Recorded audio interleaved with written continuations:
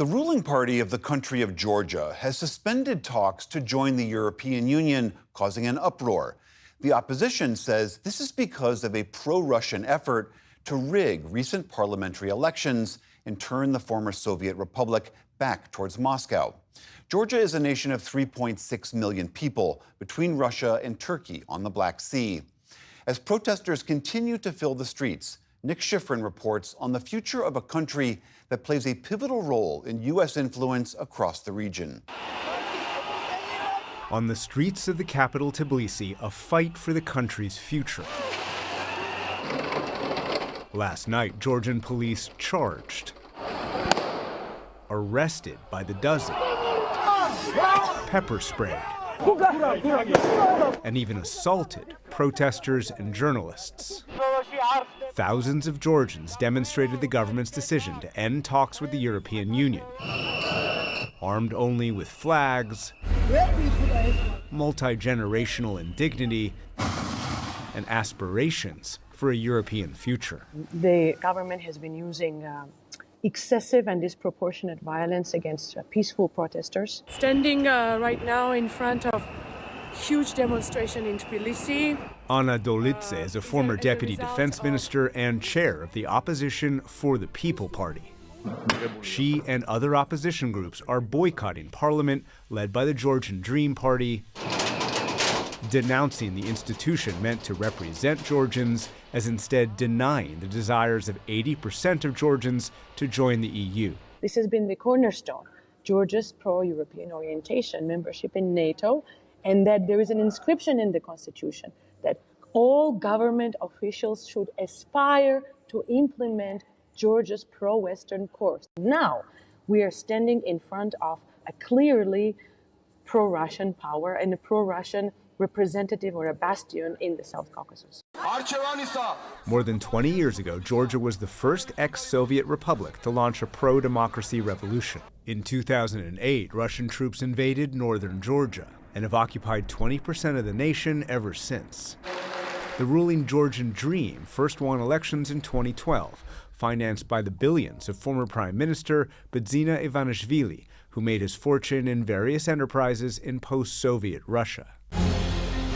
In last month's election, Georgian Dream argued that aligning with the EU would lead to Ukraine-level destruction, and yesterday called EU demands that Georgia make reforms to its laws and institutions insulting.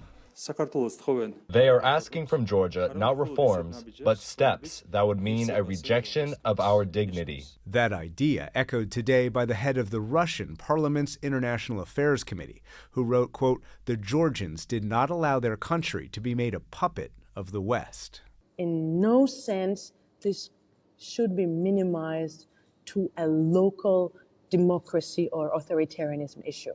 It's a geopolitical issue. Either we will be locked down in this camp, which is pro-Russian, we will be using Georgian territory for Russian projects, or we will remain a Western ally. Local and international election observers argue the Georgian Dream government is illegitimate because last month's parliamentary election was marked by widespread fraud. Elections have been always rigged under the Georgian Dream, but this time this was rigged in a way, in a much larger scale.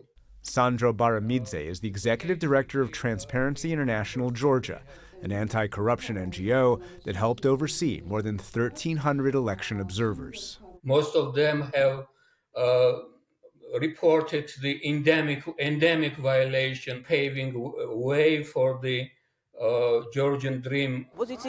His organization found instances of bribery, intimidation and physical violence inside polling stations, and repeat voting, even ballot stuffing. When the Central Election Commission, considered controlled by the Georgian Dream, validated the results, an enraged opposition party member threw ink at the election chief.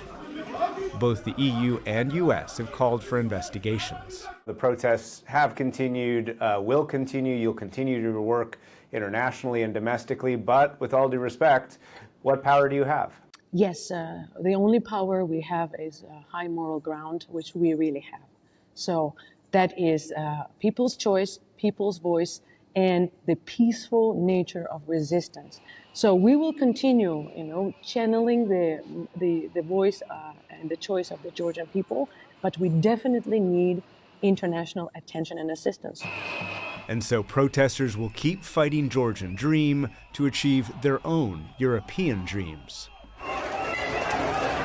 But so far, nothing is stopping the authorities from forcing the country's fate.